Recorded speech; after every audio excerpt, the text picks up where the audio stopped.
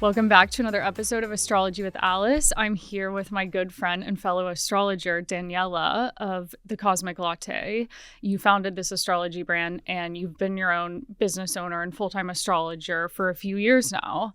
Welcome. It's so good to be here. I feel like we've been talking about doing an episode together for so long and we're finally doing it and I'm so excited. Yeah, I also feel like a lot of people listening to this probably follow your account and know who you are because we have such a strong crossover. We have such an overlap, and when I do a reading with someone, they often are like, oh, Alice told me this, or like, I follow you and Alice, like I found you through Alice, or I like, you know, people just always mention you, and it's really, really nice, especially your book too. Before I got here, I was trying to think of when we first crossed paths, and I first came across your account in like the spring of 2022, and I just noticed you were always like supporting my work and sharing my content. How far into like your astrology journey was that? So I started in like the end of 2020. Okay. With the north node in my 10th house, like those eclipses started with my 10th and 4th house. I started end of 2020. Then it really started to build throughout 2021. But by the time you found me, I was kind of a year into my business. So that's why I was supporting your work. I was like, I just found another astrologer that I love. Like, I really like this content. And so, yeah, it's kind of fun to see the new astrologers popping up behind us, you know, finding us, then we kind of are just kind of leading this line of astrologers. Yeah, I feel like you were someone that I immediately connected with because we'll go into it in this episode, but we just have such a similar approach to reading charts and kind of like, I think of it as like practical astrology of like, how can you use this as a tool in your everyday life? I always say bringing the stars down to earth. Oh, I love that. Yeah. Wait, to rewind, what is your sun, moon, and rising for everyone listening? So Leo sun. Okay, love. His domicile. Cancer moon. I do have a Virgo Mercury also in its domicile, but I'm a Virgo rising. And so I was trying to really channel the Virgo rising energy today in the way that I presented. I was going to bring that up, how your chart is so cool. And I always remember it because you have like the moon, then the sun, then the Mercury, all in the signs that they rule one after the other. But the Leo sun in the 12th house is my downfall. Yeah. So I don't have it all figured out with my chart. But maybe also why you're drawn to astrology in the first place. Yeah, like for the sure, spiritual reference. Okay, so we touched upon this a bit, but I want to go back to why you what was your initial interest in astrology? When did that start? And like, why did you decide to start your own business? Yeah, I get this question a lot, and I don't know if I have a good answer to it. I studied psychology, classic Virgo trait, in college. And I wanted to originally pursue that path and do something in psychology. Then I got really interested in, business, and I kind of like went in a different direction. But I think my interest in psychology is from like really loving to analyze people and really loving to understand, human nature. My love for astrology wasn't in reading about my chart, reading about Leo. At first it was that, but then it really was like asking everyone around me what their sign was and starting to be like, wow, like this person reminds me of this person and they're both air signs, or like they're the same sign, or like this reminds me of this. And I started to group things together. So it was a very analytical approach, but it also has helped me like understand people a lot better too. I feel the same way. Like as a kid, I was always interested in psychology and mental health stuff. Also, you have Saturn in your 8th house, so that makes sense too. Really wanting to go deeper with like 8th house topics. Can we talk about the Saturn return at some point? Yeah, we will later. Not right now. Every guest I have on, it's like we need to talk about Saturn return experiences later on. But yeah, I was gonna say that was interesting. You were talking about like kind of the analytical approach. I just feel like the Mercury and Virgo in your chart is so good at recognizing patterns and stuff like that. That's what really blows me away with the kind of astrology that I use. It's the fact that, astrology is kind of like the weather. It's taking thousands of years of historical data and being like, if this, then that. Like when Jupiter is in this part of the sky, or like when the sun is in Leo, it happens to lead to this. Do I know why? Like, no. Yeah. But it's so fascinating because sometimes I say things during a reading that are so precise, so like out of nowhere. I'm not psychic at all. I mean, I have like intuitive abilities, but I'm just truly just looking at it and being like, I saw 3 other people with this placement and it played out this way. And I read this and this must be like the conclusion I can draw. And so it's such an analytical approach to something that people think is so like, woo and like mystical, and it's like very, very grounded. No, I have this exact same approach. It's also like looking back at what happened to you last time the same transit occurred, and it's like, okay, you can expect something similar. And I just love how you can track these phases throughout your entire life.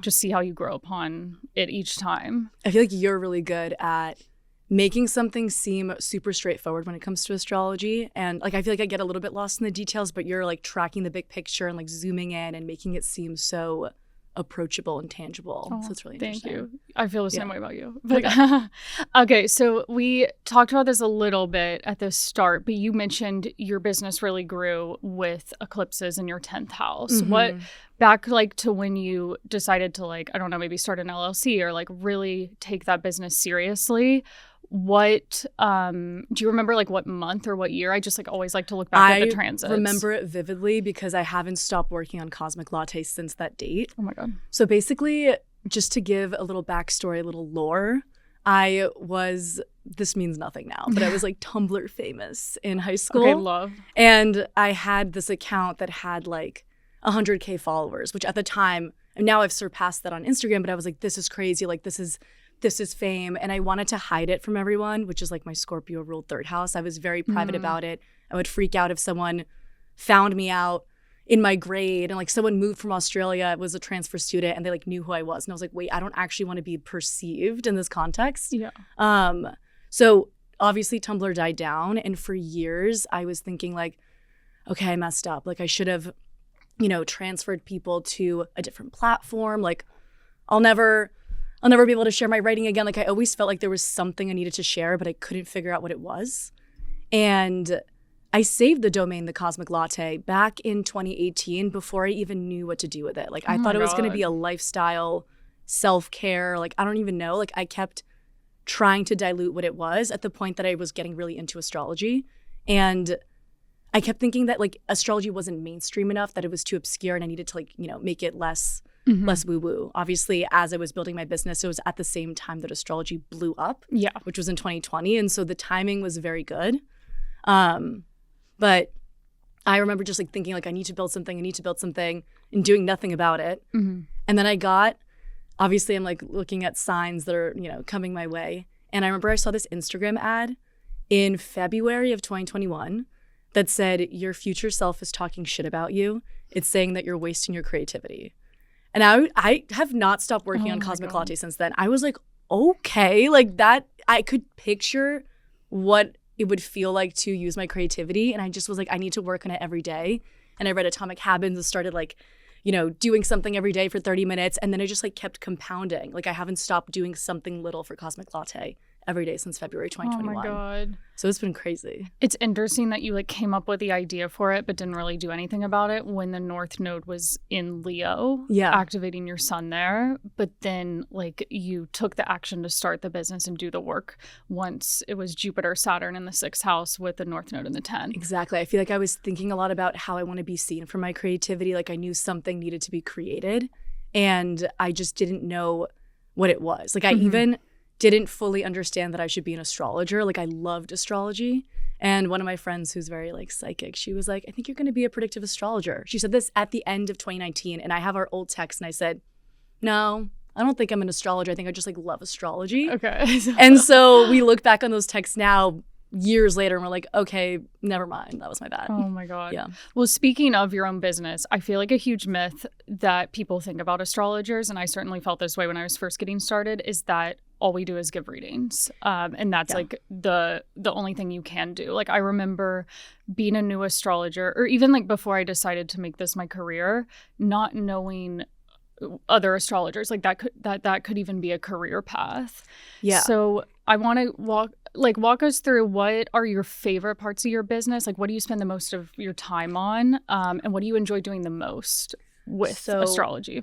I spend a lot of my time writing, but what I actually really enjoy and gain energy from is talking, which is just interesting to me because I feel like I articulate my ideas way better and more precisely, and just very, like I feel really good about my writing. And I think that's very Virgo rising, Virgo Mercury.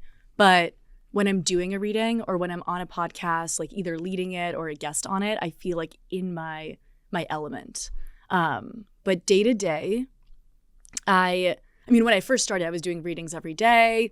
I was working a corporate job and doing those readings. I was working like, I want to say like 14, 15-hour days. Like I was at a crazy point in my life. I wouldn't change a thing. What was the tipping point of you being like, I need to leave this job to be an astrologer now? So I always knew that I eventually wanted to make this my future business. I kept originally being like, oh, it's a side hustle and I'll just like keep working my corporate job. And then eventually I just started to say like, it's my future job. And a lot of people around me didn't understand that I was serious. Like when I started it, I knew that I would eventually leave my job. But I wanted to match my income, or not even match it, but just have, I mean, I did match it, but I wanted to have systems in place that wouldn't make me feel ungrounded or like I was depending on one thing, like just doing readings or like one, stream of income. Okay, yeah. So by the time that I went full time and quit, it was basically like I just had to keep doing what I was doing. Like there was nothing I had to do differently, but I had wanted to quit a full year before. I quit in 2023, but in 2022, I didn't quit till 2023. Yeah. Oh my God, I didn't know this. I just crashed out in 2023. I think something with Pluto was going on in my 6th house. I just suddenly was like, I have to quit right now. Also, that was when the nodes moved to 2nd, 8th house, which is very like starting your own business, what it was. Not doing full-time income from somewhere. Yeah, it was like a year before that, I had wanted to quit just for like it's fun to like say you're quitting and you're taking a creative risk. But I did a tarot reading with someone and they were like, you do not have the business structure in place to actually quit right now. Like you need to be working on the boring stuff right now, like the admin stuff, the foundations. And I didn't love that answer. But then by the time I quit, it was fine. It was good. And it was so easy. Like it was so easy to offboard. I was a consultant. I didn't have to train anyone. The project just kind of like disappeared and fell away for months until I was like, okay, like I guess I'm leaving. This is time, yeah. It was very weird. And there were layoffs all around me and I was like, lay me off. Like it was, during the pandemic, no one laid me off. I was like, okay, so I'm just going to like quietly slip out of here. Yeah. Wait, I love that. I also, something that you have a really strong skill with as an astrologer is like you're able to quickly, adapt to new like formats. And I feel like when there's like a big event going on, like for instance, you like with the upcoming eclipses a couple years back, or maybe this was just last year, it was like, let me put out an eclipse guide really fast. I just love that you're always coming up with these like new ways to share astrology information, like in a really accessible way, I guess. Yeah, I think the biggest thing I often think about with Mercury as my chart ruler, ruling my midheaven in my 1st house, I'm always thinking about like, what is the best format and way to reach people with this information, because people want me to do readings for them for astrocartography. But I know, and I've done it before, where we get on a reading and I tell you all these lines, like it does not land. And so I was like, it needs to be a physical guide with a voice note. It needs to have like that format. And with the eclipse guides, I kept being like, people need to see how all the different eclipses are connecting, and just having it in front of them, a reading is not going to be the best tool for them over the span of years. So that is my favorite thing to do. So thank you for noticing that. Something I also think I know you for, and like think you do well too, is looking at the moon and tracking your week and your schedule with the moon. Yeah. I made the moon my personality. And also it's interesting because you have the moon and like one of the best signs it can be in your chart. And then also I like how you've been big with like day of the week astrology too. So just like really bringing it into I don't know, this is just like so Virgo of you. It's like, how can you have like the everyday habits and the everyday routine and structure of your life and bring astrology into that? That's so interesting. I never thought about how those two kind of went hand in hand. But yeah, you're right. I really am thinking about how to use astrology every day in a way that feels easy. And I'm someone as a Cancer moon that is always fluctuating in their moods. Like I don't know what I'm going to be in the mood for in a week. And so I'm always looking to the cosmos to kind of give me a sense of what to expect. Are there certain moon phases or moon signs that you feel like you do the best throughout the month? Virgo moon. When Alice was like, we should record a podcast, I was like, it cannot be a Leo moon because it's in my 12th house. I am a hermit. I don't want to be perceived. I just feel like I'm like in a hoodie in gremlin mode. So it's a Virgo moon or a Gemini moon. I love a Gemini moon. I just feel amazing. It's electric. I kind of feel the same way too, like because Gemini's your 10th house, Virgo's your 1st house, but I kind of feel the same way when it's like Leo Taurus. But I agree, Gemini moon is fun. It's like really good for ideas. Yeah. So you like a Taurus moon?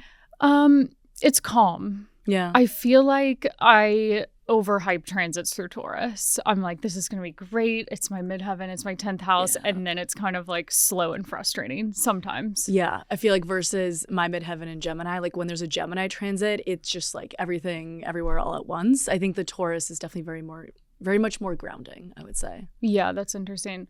Also, is there like a day of the week that you tend to notice you're most productive on? Because I guess for people that don't know, each day of the week is associated with a specific planet.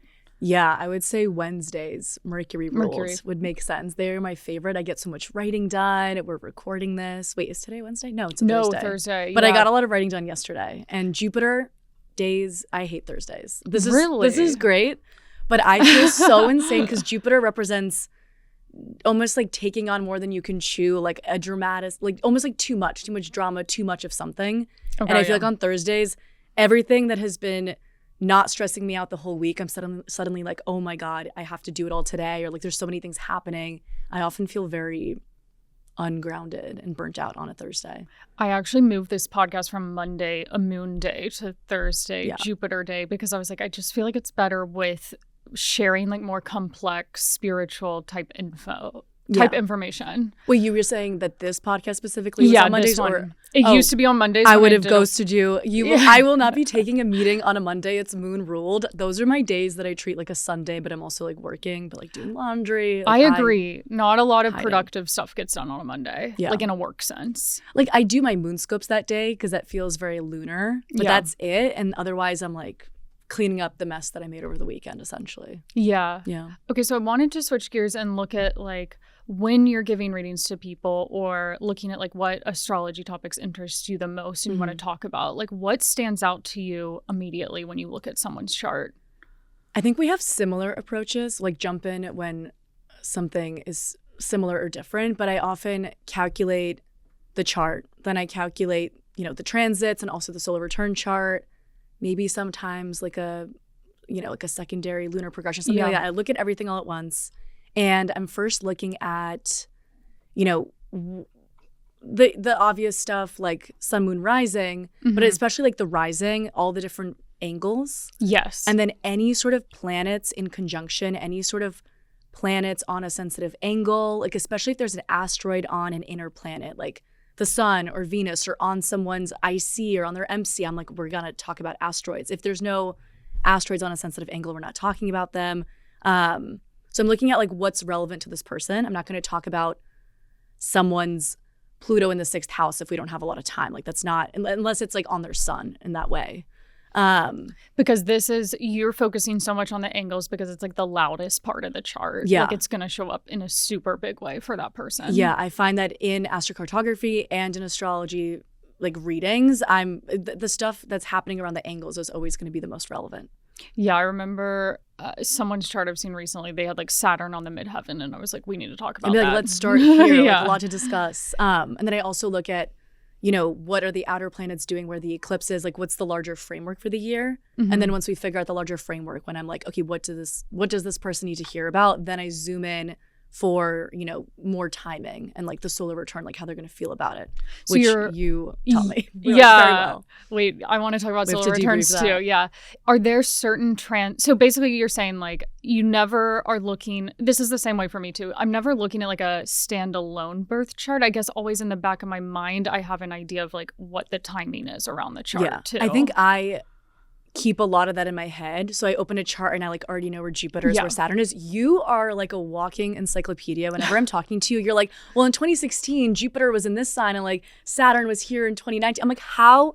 I feel like I'm good with remembering details, but you really remember those things. And I feel like you don't even need a transit chart for you. You could just look at a chart and know exactly. A lot about being an astrologer, though, is having that recall of dates, which I feel like you're good with as well. But it's like my mission to memorize like transits and dates like from the last 100 years. That's a goal that I don't have. That is that's crazy. 100 years? Yeah, right now I can like recall back to like the 1980s.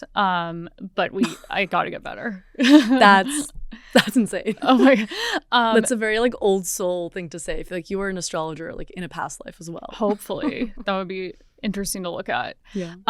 What was I going to say? I wanted to ask, is there like a transit that you prioritize the most where you're like, I think that makes the biggest impact above all the other ones? I think eclipses make the biggest difference for what events are actually happening in someone's life. Like I kind of start there. I was going to say the exact same thing. Yeah. And then Saturn is also going to show like where a lot of energy is focused on, like where there's a lot of restructuring, rebuilding. I feel like you focus a lot on Saturn. Yeah. I used to care more about Jupiter until I realized it doesn't really do anything. It just makes you like hyper focus, think about, talk about, burn out, like overemphasize an area of your chart. Doesn't mean that you have luck in that area necessarily. Like maybe you do, but I thought that Jupiter in my midheaven was going to be like so lucky and so fortunate. I was just burnt out and taking every possible opportunity and side quest that came my way. It was a lot. And now it's in my 11th house. And I feel like I'm talking so much about friendship, spending way too much time with friends where I'm like not spending time alone.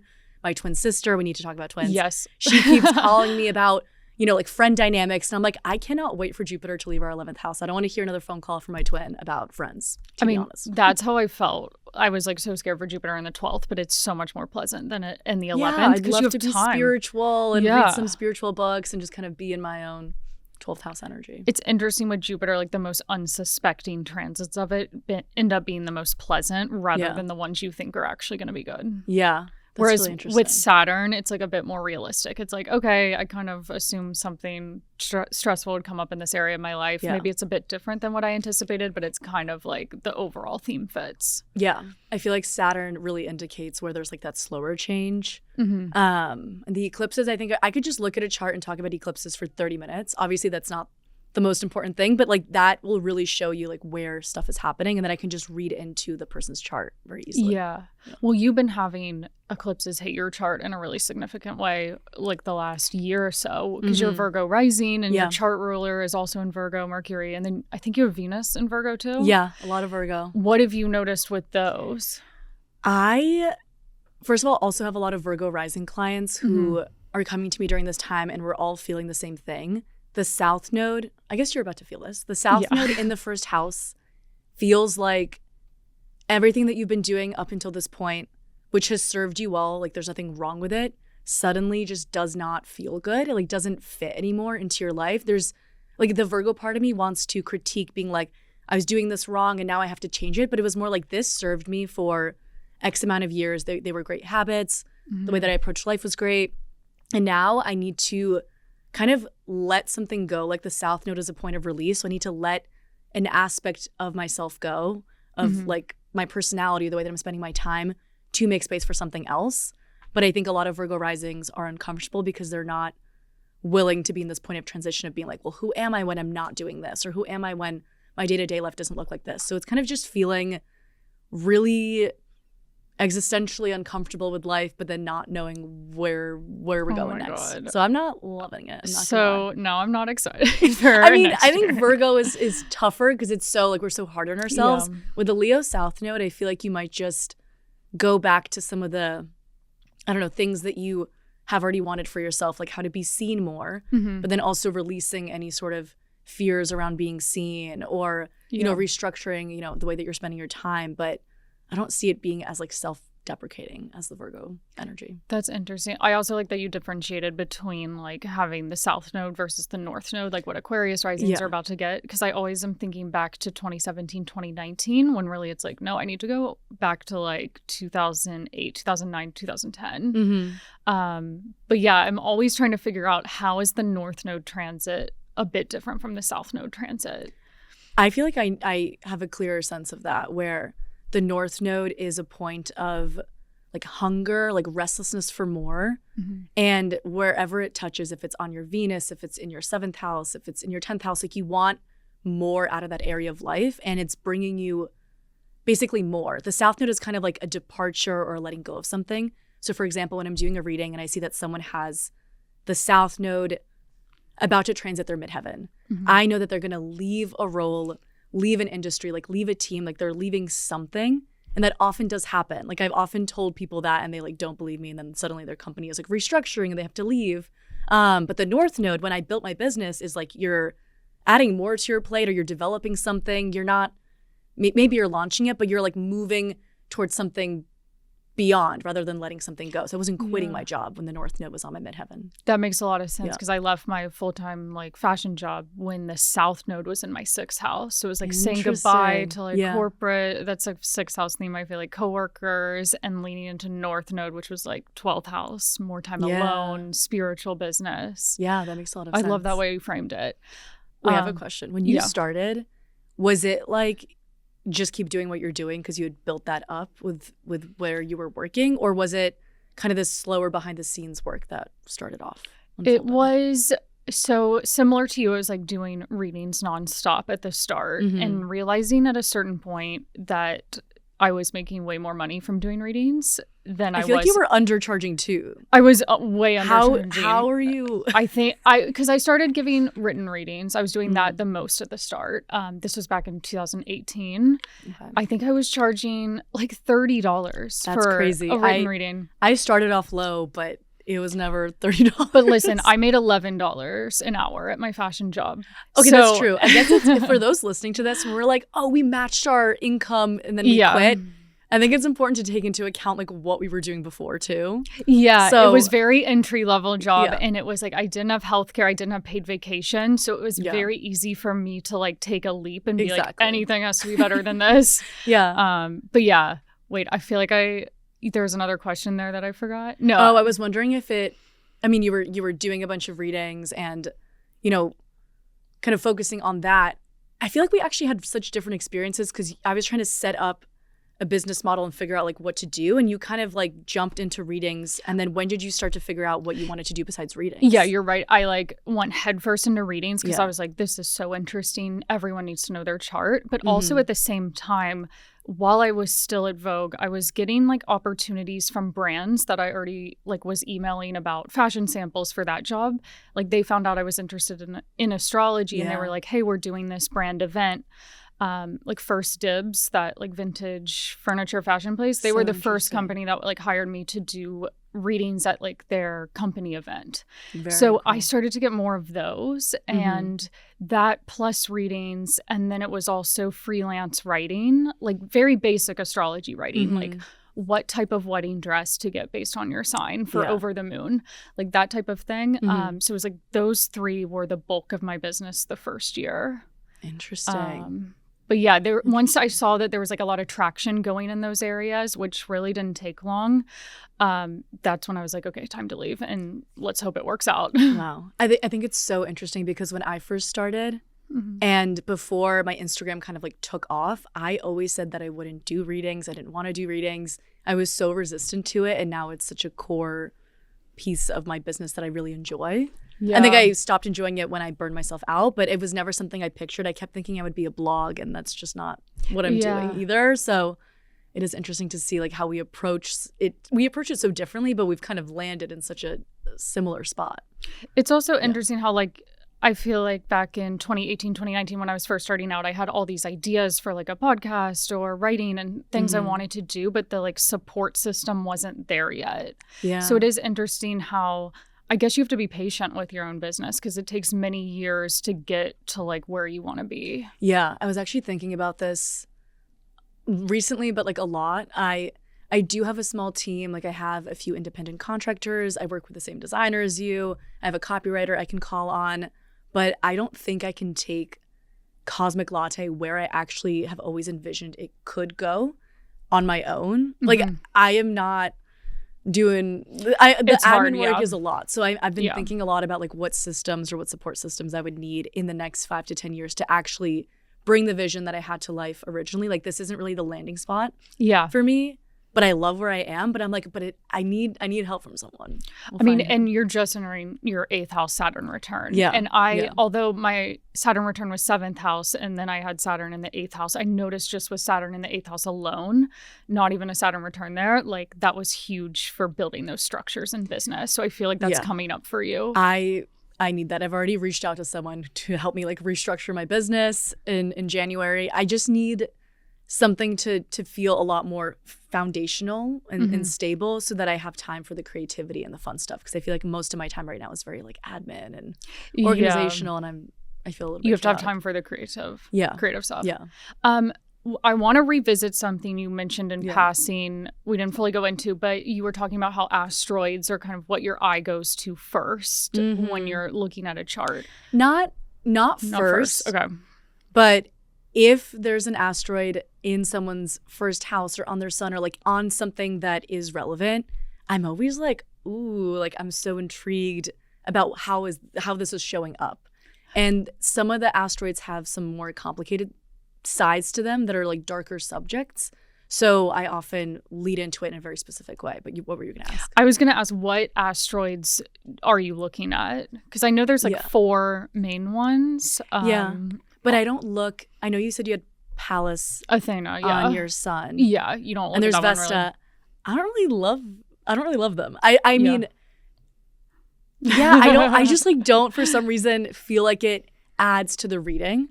I mean, if you look up where your Pallas sign is and if you look up what it means if it's on your sun, that is so interesting. It means that you're very strategic and it like tells you a lot about you, but it wouldn't add to the reading. And my readings are very like 30 minutes. Let's get really into it. And so I don't want to like meander unless I'm doing the longer session, which is an espresso martini. All my readings as Cosmic Latte are like based on on like a coffee drink. So the espresso martini is an hour and a half. We are taking every side row detour. Like there is no stone left unturned after that reading. So we might talk about Pallas Athena, but otherwise it's mostly Ceres, which is Demeter's counterpart in mythology. Okay, what does Ceres like represent? Like if someone had like Ceres on their midheaven or their ascendant. You are getting me started here. Oh God. We need water. Ceres is the mother of Persephone, so Demeter and Persephone. And it shows up in such different ways. There's 2 different stories that I can tell with it. Obviously, there's the story of Persephone being taken into the underworld. When I see Ceres on someone's descendant, it can speak to like shared custody, where there's like something going on with like a mother and a child. I'm going to explain that in a second. This is crazy because I have Ceres in my 7th house near my descendant and my parents were divorced. Why have you never told me that? Yeah, and my parents were divorced and there was major custody battle there. Okay, we're going to discuss that. This is crazy. In a more like, we're not going into that story yet. It's Ceres is the goddess of agriculture. And sometimes it's so literal that it freaks me out. Like someone had Ceres like in their 2nd house on their sun, and then they had like a really business-oriented midheaven, and we were like digging into what they did for work, and they were like, oh, I do like agricultural, like the finance of agriculture. And I was like, what? That you have the goddess of agriculture right there. And like it shows up as someone being interested in a physical property or farm to table or something with food if it's in a specific like career-related setting.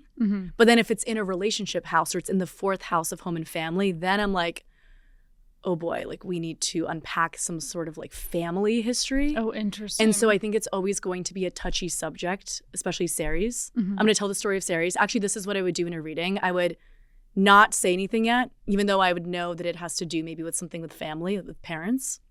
And I would be like, okay, you have Ceres on your descendant, and I'm going to tell you the story of Ceres, and you can kind of jump in if you see any sort of relevance. Okay. So Ceres was very protective of her daughter. Persephone would always watch her. And when Persephone was really young and kind of playing off with the flowers, she was kind of lured by Hades/Pluto into the underworld. And Ceres turned the earth upside down trying to find her daughter. Like she was so enraged. She had spent so many years trying to protect her daughter. And eventually she finds her daughter and has to share custody with Hades/Pluto, where when she has her daughter, it's spring and summer, goddess of agriculture. When she's missing her daughter and she has to be apart from her, it's barren, it's winter, like no crops are growing. So often there is something with, maybe divorced parents or someone could just be divorced and in a custody battle, like I've seen that. The other pattern that I do see sometimes when someone has Ceres in their 4th house or on their IC in some way is kind of the like bad dad archetype. Less so for the descendant, but like a mother that has to protect her daughter from like the bad dad archetype in some way. Sometimes it's like they don't know they're a bad dad and they're like dealing with something, and other times it's something more intense like alcoholism or substance abuse. But you can't just jump into this in a reading and be like, did your dad have substance abuse problems? Like, I often kind of start with that, and then I'm like, are you close with your dad? And then it kind of goes into that. And then sometimes I'm just like I ask some really pointed questions, and I'm like, was there anything with mental health? And then we really dive into it. And it's really crazy to me because if I didn't calculate Ceres, I would miss that. Like, I wouldn't know that that was a part of that person's story. And Demetra George has really great books on asteroids. Yeah, which I'm sure you've read. No, I haven't read. It's been on my list for years. Your birthday's coming up. I'm just gonna like ship that off to you.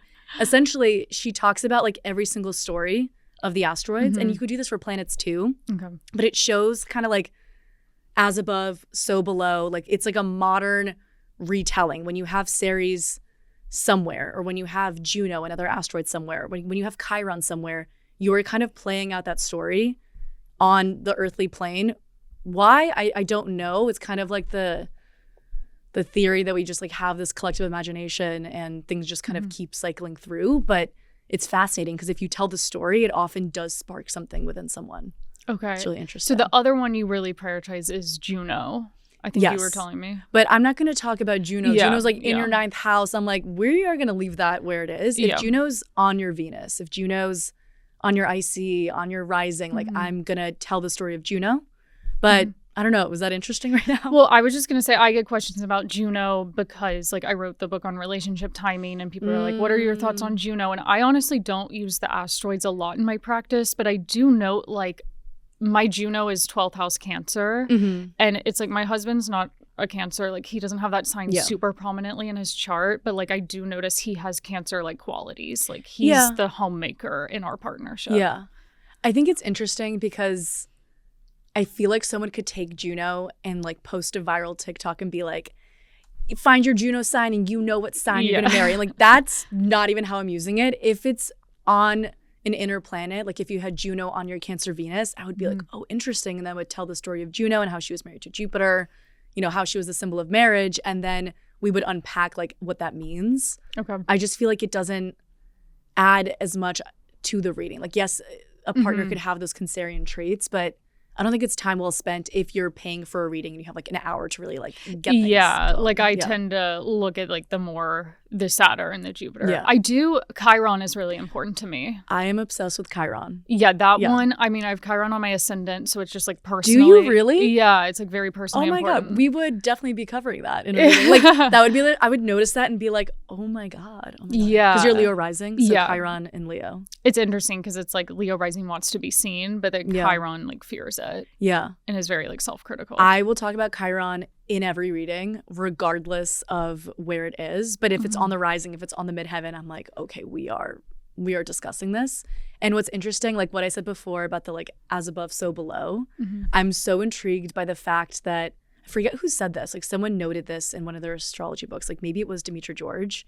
She was like, Chiron was discovered, like named when on Earth AA programs started to pop up. And so that was the first time on Earth that someone was like, I've gone through something and I've dealt with it in isolation. And now let me talk about it. Like, let me be vocal about my issues and then, you know, find community and help other people. So a lot of people with Chiron on the ascendant need to be talking about things that make them really uncomfortable. The journey that they've gone through, which you've probably already found. Yeah, I find I feel more fulfilled when I do that. It just feels very scary. Yeah, it's so like vulnerable. Hesitant. The feeling of Chiron on your ascendant is like being a teenager and having a bunch of zits on your face. And it's so exposing. You feel like everyone can see it. But people just see your Leo rising, like the fake it till you make it energy. Yeah. I thought you were so intimidating when I told you this. We had a little like astrology dinner. I thought you were so intimidating. And now I'm like, I think it was just the Leo rising. Yeah, I think it's a standoffish with the Leo rising sometimes. And the Aquarius. Yeah, Aquarius but energy. What you were saying about Chiron getting discovered, like at the time when Chiron, like themes of healing were so prominent, that's also like Uranus, Neptune, Pluto, like Neptune getting discovered. I think that was the late 1800s with like the rise of spiritualism. Yeah. And it's like, I love how these things literally get brought up in public attention when there's the energy behind them. Yeah. Yeah. So interesting. Okay, so want to jump around to another topic now. On this podcast, I talked like last month about the astrology of twins because I had readings with twins. And then I forgot you're a twin. I forget I'm a twin sometimes. Like no one in my life is always like Daniela the twin because we do like opposite things and we live on opposite coasts. But, okay, yeah, you live in completely different cities. Yeah. But you're like the perfect person to ask about this because you're an astrologer. You get to observe what it's like and you're a twin. I think it's so interesting. First of all, she's out here getting free astrology readings. I'm like, I know what's happening for me. I'm going to tell her. And I think she takes it for granted. Honestly, like I'm giving her like I'm giving her updates. But it's so interesting because I did listen to that segment that you did on astrology of twins. And it's kind of what you said where you're noticing similar life events happening, but just playing out in totally different ways. And then also similar interests. Like my sister and I obviously are doing different jobs. Like she's not an astrologer, but we've been drawn into like really similar career paths, which I see parallels in. But my biggest gripe is that my mom, who loves to be a bit of like a hyper-realistic contrarian, she's like, well, if astrology is real, then how are you and Sam, my sister, so different? Yeah. And I'm like, I feel like we're really similar. Like, yes, we're so different. Like, obviously we're different people. But if you can think of someone in your life that has the same moon sign as you and you're like, oh, we just like process emotions the same way, or like someone that has the same rising as you're like, oh, like this is so like this is another Leo rising, I feel so seen. Yeah. Imagine someone who has the exact same chart.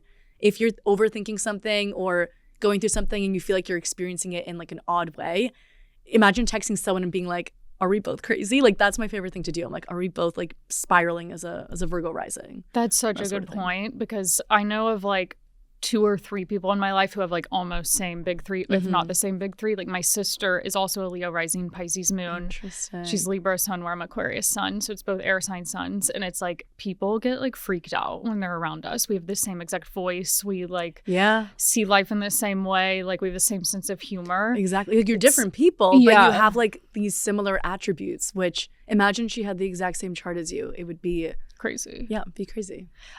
So when like, for instance, like when you were having all those changes with making your own business and then quitting your job to do this full time, was she also going through bigger career stuff at those moments too? Yes, but she is like a cautionary tale that I give in readings with someone who's a Gemini midheaven. Basically, the Gemini midheaven thrives in a career that's inherently dynamic and shifting. So if you pick a static job, like a desk job that's 9 to 5 and you learn something and then you just keep doing it, a Gemini midheaven is going to get really restless, get really bored, and start to do a lot of lateral jumps. Like she was starting to change jobs or looking like itching for something. Like she got promoted multiple times. She kept like itching for what's next. And in that span of time, I spent 4 or 5 years at a consulting firm. So that was inherently like changing projects, very dynamic, like very fluid. And so I stayed in the same job and she just kept changing. And so we both had different, I had different projects, she had different jobs. And so we had, the similar career changes basically. Yeah. But it's funny because now she's getting her MBA to become a consultant. And I'm like, I could have told you that. Like I see your chart, like Gemini midheavens need to be a consultant or someone who's like doing different things, like having your hands in a lot of different pots basically. Yeah. I was also, as you were saying that, I was thinking in my head like, oh, I feel like the Uranus in your 9th house, maybe recent Jupiter there would be that learning for her. Well, maybe it was something learning related for you in a different way, like learning astrology more in depth or something. I started obviously like reading more astrology books maybe, but I especially started building educational content that's still in the process of being built. When Jupiter was in my 9th house, then my 10th, she applied for her MBA. I'm like, we are both having an educational cycle and it's so clear. We both moved at the exact same time within a month. We spent 5 years in the same city. I was in Chicago, she was in Austin. And then within a month, we just like, she went to the West Coast, I went to the East Coast. It's just like not the same things happening, but at the same time or in a similar way. That's really interesting. Oh my God. That's so cool. I could talk to you about this for so long. It's so interesting. But then I sometimes forget that we're twins or, things are happening at different times in terms of like our romantic lives. So it's interesting to see how romance is a big theme for us right now. And it's been, but it's just showing up in different stages of a romance cycle, which is interesting too. Okay, yeah. So like changes at the same time, but like exact situation different. Yeah, like thinking about similar themes, but she's navigating something I've kind of already navigated, and I'm navigating something that like is new to me, and I'm like kind of think it has to do with my Saturn return. Like, I'm just kind of a little bit scared of some of those bigger life shifts. So, but she's not scared of those life shifts. Like she's someone who doesn't have as much fear as me, at least that I perceive. And I've always wanted her to do things first, even though I'm the older twin. So I'm kind of mad that I'm going through like a bigger life shift, and I'm trying to like, I wish I could watch her do it first, but it's not happening. I'm talking about an engagement and like kind of that stage of life. Like that really scares the shit out of me. I think it scares anyone with Saturn in the 8th house. Not engagements, but like the marriage or like the combining of resources, of lives, like the merging of lives is really scary. Even though I know that I want to spend my life with my partner, it's more like it's very scary essentially. So we're at different stages, but I almost wish it was flipped. I'd rather be. Well, you can always come to me because as the Leo rising, I have knowledge on the Jupiter Saturn before you, but you have knowledge on the eclipses before me. Because you have the 1st, 7th now. I'll get that next year, but then I've already had the Saturn 8th. So interesting. Yeah, I mean, I feel like the eclipses to my 1st and 7th house didn't pan out as I thought, but they've been really illuminating, like kind of building on those themes too. What are you most excited for 2026? Is there like a transit you're really looking forward to?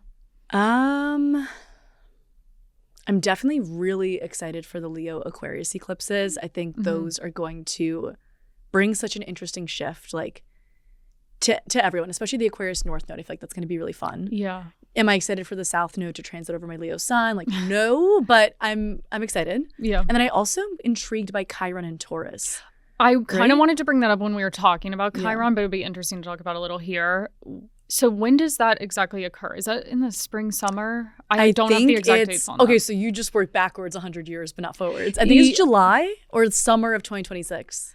Okay, yeah, I'm pretty sure it's summer 2026, but it doesn't, then it moves back to Aries for a bit. Yeah, like it's going to have one more retrograde in Aries, but I can't remember anything. Like I only remember Chiron in Aries because it's been there since 2018 or how long? Yeah, since fully in 2019, but I think it dipped in a bit in 2018. So like it's been like we've been feeling it for so long that I'm almost like, what is a new Chiron cycle even possibly introduce? And I'm just curious to know what it feels like. I also, I don't know why I did this, but I was calculating where Chiron would be when I would potentially like have a kid.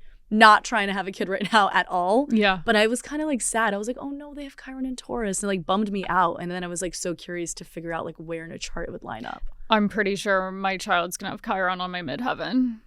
Yeah. Whoa. And Pluto will be on my sun. So I'm like, whatever's happening is very healing and transformational here. But yeah, that's a topic for another time, I guess. Chiron and Taurus we can unpack for a while, but yeah, I am curious just to see how it'll start to shift. Like everyone, Chiron and Aries is the wound of self. So everyone has been having this like multi-year existential identity crisis of being like, who am I? And it kind of pertains to the house in the career. It's like, who am I when I'm not working? Like say you're retiring, or who am I when I change jobs, or who am I? Like what's my public image? In my 8th house, I'm like, who am I when I'm merging my life with someone? Or who am I when how am I spending my time? Like, how does my time define me? Like, it's just been this huge identity crisis. And I think I just need it. Obviously, Saturn will be in Aries, but we need Chiron to give us a new story. I noticed it like with Aries just being like actively needing to overcome insecurities in the Aries ruled house of your chart. Yeah. And I remember we did a talk at Rixo. Like, I forget. I think it was full moon in Aries conjunct and Chiron. I remember that. I had so much like imposter syndrome before it. Yeah. And then after I was like, wait, Chiron in Aries is fun. Like it kind of gives you that confidence that you can do something. It's interesting how we always end up on Chiron though. Yeah. I could talk about Chiron forever. I think that's the most interesting part of a chart for me. Yeah. I don't know why. So I guess moral of that transit is like looking at the Taurus ruled house of your chart and being like, okay, how are we going to overcome fears or insecurities here for the next, I believe it's like 8 or 9 years of that transit. And it's not something you'll feel every day. Like that's why it's not something to like really pay attention to, I would say, in 2026, unless you have Taurus placements. Yeah. Yeah, it's just going to be more of like a story unfolding in the background of your life. Yeah. Yeah. What are you excited for? I'm excited for Jupiter moving into Leo And the Leo Aquarius eclipses. You need that. You deserve that. It's like, I feel for Leo risings, we're in the dark right now. It's like all the hidden parts of the chart are activated. Like it's Jupiter in the 12th, Saturn in the 8th, North Node in the 8th. I'm excited for it to completely switch in 2026 and be like first 7th house emphasis. I think it's going to be so nice. I got to say though, I mean, I guess it's in Leo, not Virgo, but I don't feel like I've been more visible with the South Node in my first house. Interesting. But Jupiter wasn't there, and Leo is drawn to the spotlight, so maybe it'll manifest differently for you. Yeah. We'll trade notes. Yeah. We'll debrief. We'll discuss. But yeah, I think the eclipses are going to be really good. Do you know what you're expecting for them? Like, it's going to be your first and 7th house? Becoming a mom. Okay, yeah, I guess that makes sense. Yeah, I feel like that's the direction I'm going in. Hopefully it happens soon. But yeah, I feel like that will bring up just so many changes with relationship and then also identity. I feel like you're going to have like a Leo moon or something. I don't even know about Leo sun, but I cannot wait to see birth charts of children. It's almost like I don't know what to do with the birth chart of a child though. Yeah. Like I guess see like the interests that they will have and kind of put them towards them. You can see if someone's really creative or very musical. But I would almost like hurt my own feelings. If I saw Chiron in the 4th house, it would be like, I know. Man, I'm sorry. Like, what did I do? But it's like, it's past, present, and future. So you're like, what am I about to do? What am I passing on, essentially? Yeah, I think about it and I'm like, no, like I can't have a child that has like moon conjunct Saturn. That means they like, hate their mom. I would be so offended if there was a moon Chiron conjunction in my kid's chart. I would be like, okay, like I'm so sorry. The moon is so important with like how they see the mom. Yeah. It is interesting to think about how the transits that, I mean, this is obvious, but the transits that are in your kid's chart immortalized are like things that you're experiencing. So when someone has Chiron in Cancer, the wound of motherhood, I'm always like, okay, yes, you have this wound of motherhood, but your mom at the time that she was pregnant with you or giving birth to you, whatever it was, like she had this transit, so she was experiencing that and it was somehow passed on to you in that way. Yeah, and it like becomes, it's like the vibe the mom was going through when she gave birth, and that whole year like of pregnancy, whatever transits were happening, like that almost influences the relationship. Yeah. Like my mom, I was born when Saturn was like on the degree of her ascendant in Aquarius. So it's like a very Saturnian relationship. And you're a very Saturnian person. Yeah. Okay. So interesting. This was so much fun. I love talking with you. I feel like we could talk for hours, so I'll have to have you on again at a certain point. What are you working on for 2026, though? Where can people find you? So you can find me at The Cosmic Latte, and that's my Instagram handle and my TikTok handle. I also do weekly moon scopes, so I track the moon, and I send weekly guides, also including other transit horoscopes. I do also offer the Astromap, which is the astrology of location. It's a digital guide with a voice note, and the voice notes are like 15, 20 minutes where I'm like doing like a little ASMR podcast. And then I do, I have other digital guides, but I'm working on a lot of content that's going to be released in 2026. So I'm excited. And thank you so much for having me. Like this kind of flew by. I feel like I can honestly gab for hours. I feel like we need to like get a matcha after this and like go for a walk in the park. Yeah, we're going to trade notes on transits. Yeah. But yeah, thank you for coming. Thanks for having me.